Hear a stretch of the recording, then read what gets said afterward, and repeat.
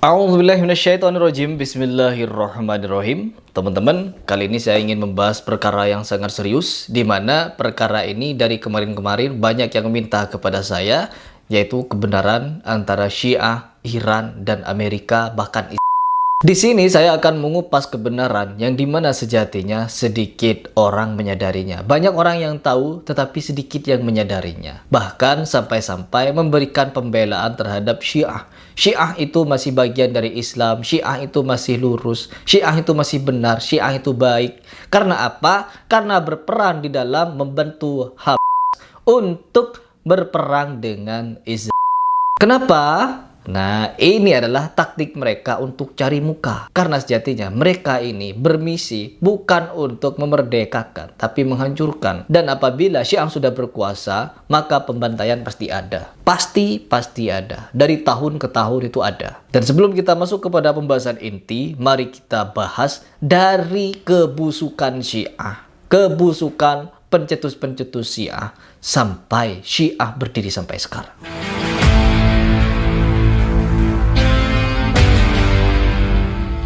Yang pertama yang patut kita buat catatan adalah di mana kita sebagai orang muslim sekarang ini sudah salah kaprah menyikapi mengenai Iran, teman-teman. Kita kebanyakan sekarang sudah menganggap bahwa Iran itu sebagai negara muslim, negara Islam. Karena apa? Sudah kebanyakan dari kita menganggap Iran ini pahlawan, menyuplai senjata kepada Hamas, memberikan donasi uang 1 triliun lebih setiap tahun kepada Hamas. Ini adalah upaya mereka di dalam mencari muka ke dunia agar apa? Mereka mendapatkan perhatian dan dianggap sebagai pahlawan. Jadi mari kita sadarkan diri kita dari belenggu atau genjutsunya Iran. Yang sampai-sampai Ismail Haniyeh beserta beberapa petinggi Hamas sampai pendiri Hamasnya memberikan statement kepada masyarakat dan di video kalau Iran itu adalah negara Islam. Imam Khomeini dirahmati Allah katanya. Allahu Akbar. نزوركم في الذكرى 30 لانتصار الثورة الإسلامية في إيران على يد الإمام الراحل الإمام خامنئي عليه رحمة الله.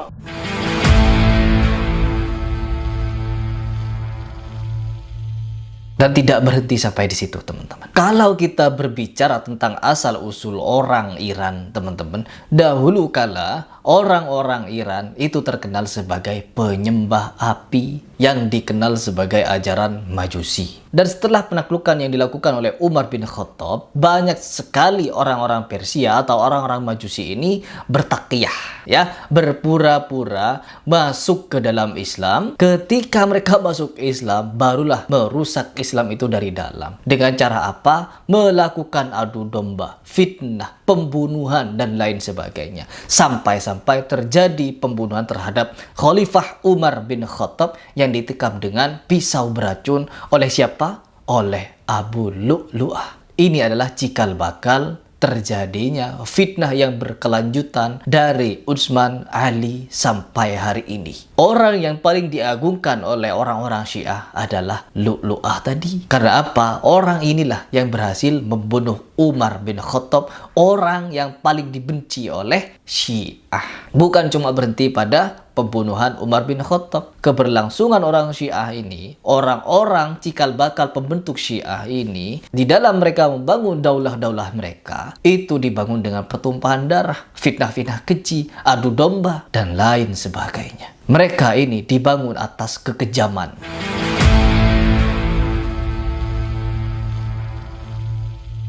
Ini adalah sejarah, teman-teman. Sejarah yang patut kita ketahui. Dimana kalau kita menelisik siapakah Abdullah bin Saba. Abdullah bin Saba ini adalah orang Yahudi yang berpura-pura masuk Islam, bertakyah ke dalam Islam, lalu dia memprovokasi umat muslim untuk membunuh Utsman bin Affan. Dan tidak berhenti sampai di situ. Abdullah bin Saba ini memfitnah Abu Bakar, Umar, Utsman, telah merebut kekhalifahannya Ali bin Abi Thalib. Sudah melakukan pembunuhan, sudah melakukan provokasi, masih melakukan fitnah. Itulah orang Syiah. Setelah terbunuhnya Utsman bin Affan ini, pembunuhan tidak berhenti, teman-teman.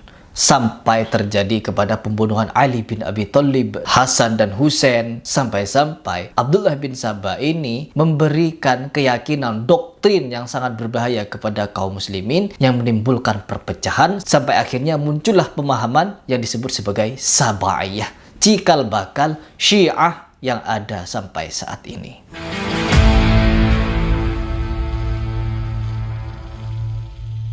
Jadi sudah sangat jelas, sampai di titik ini peran orang Yahudi telah kelihatan. Bagaimana mereka memberikan fitnah keji, adu domba, pembunuhan, sampai-sampai memecah Islam dengan kejam.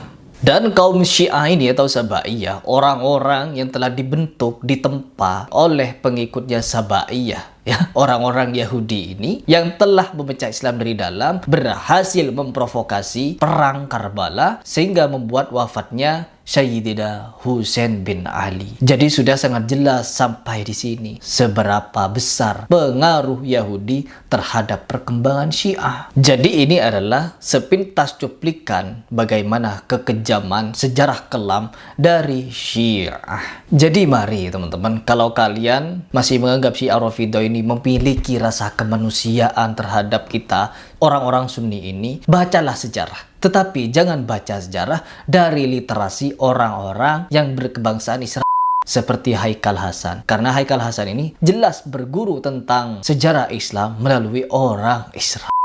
Ada postingan Haikal Hasan di mana dia berfoto dengan orang Yahudi. Gurunya orang Yahudi. Seperti ini.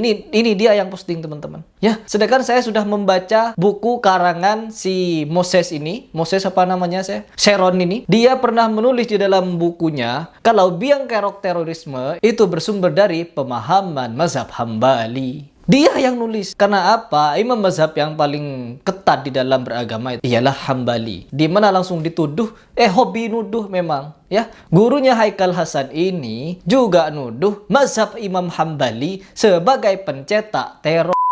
Jadi secara langsung, bukan tidak langsung lagi, mereka berdua, guru dan murid ini, menuduh negeri Arab sebagai teror.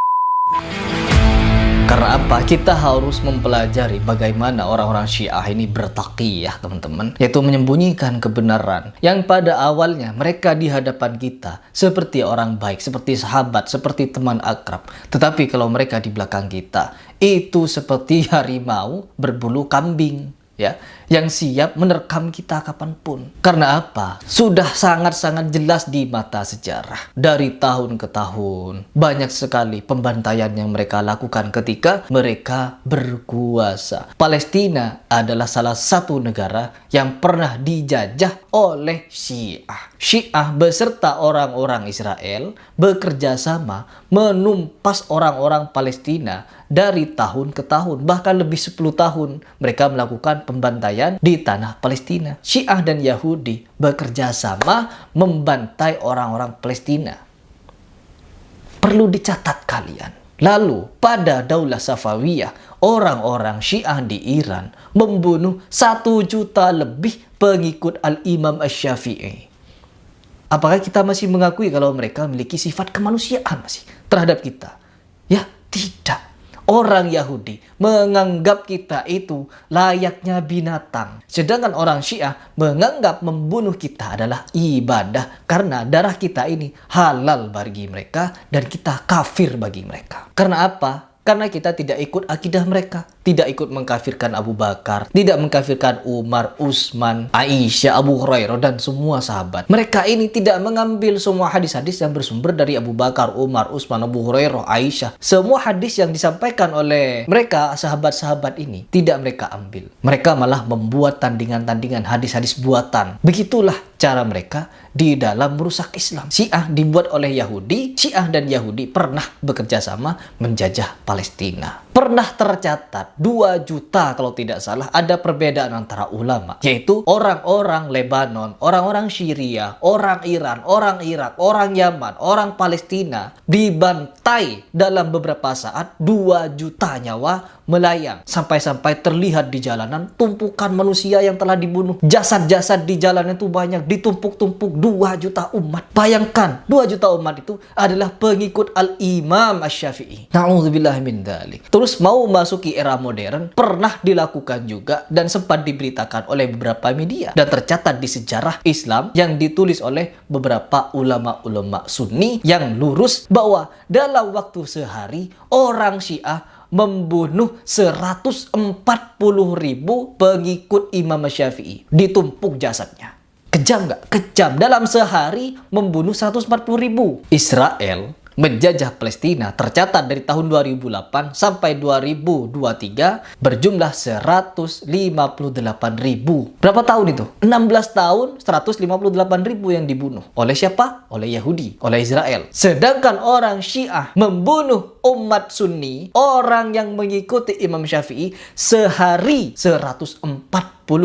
Datanya ada, sejarahnya ada, kitabnya ada. Orang-orang Sunnah tahu semuanya. Dan tidak berhenti sampai di situ. Pada tahun 2011, orang-orang Syiah membantai pengikut Imam Syafi'i di Syria berjumlah 225.000 jiwa. 225.000 dibunuh. Lalu kita masih mau berbicara tentang kemanusiaan. Kemanusiaan apa yang mau kita bicarakan? Dari sejarah pada masa Umar bin Khattab sampai detik ini, pembantaian oleh orang-orang Syiah ketika mereka berkuasa di suatu negeri sudah terlihat jelas.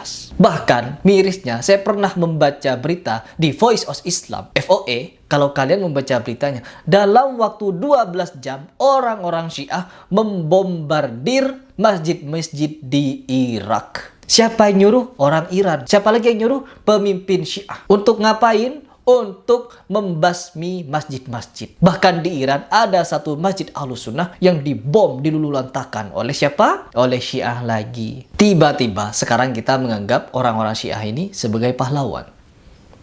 No.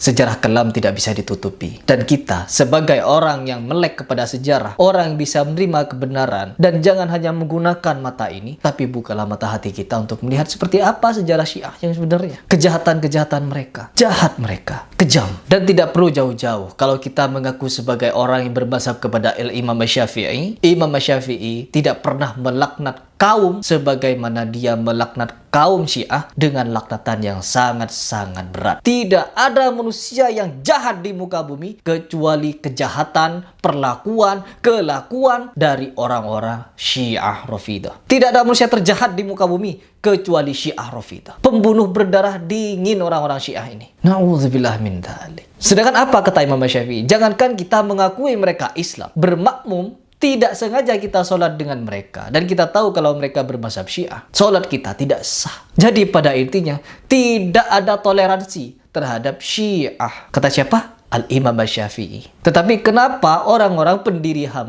ini malah justru menganggap Iran sebagai negara Islam? Terus juga mengatakan di depan umum, Al-Imam Khomeini itu dirahmati Allah. Na'udzubillah min dzalik. Ini justru sesuatu yang sudah melenceng dari nasihat Al-Imam Syafi'i. Di mana sejarah-sejarah kelam orang-orang Syiah tidak bisa ditutupi, tidak dapat dipungkiri bahwa mereka berdiri atas tumpah darah pengikut Imam Syafi'i. Jelas ya sampai di sini? Semoga kalian bisa mikir, karena kita diberikan akal untuk berpikir. Apalagi taklid buta terhadap mereka yang jelas-jelas ketika di masa peperangan, mereka tidak ada di lokasi perang, malah menumbalkan orang-orang Gaza. Jadi sampai di sini, apakah kita masih menganggap bahwa negara Iran sebagai pahlawan Muslim? Kalian pikirkan sendiri dan temukan solusinya melalui hati kalian. Kalau belum puas dengan video ini, silahkan riset lagi dan telusuri sejarah dengan baik dan benar. Dari orang yang bertanggung jawab, dari orang yang kredibilitasnya bisa dipercayai. Begitu.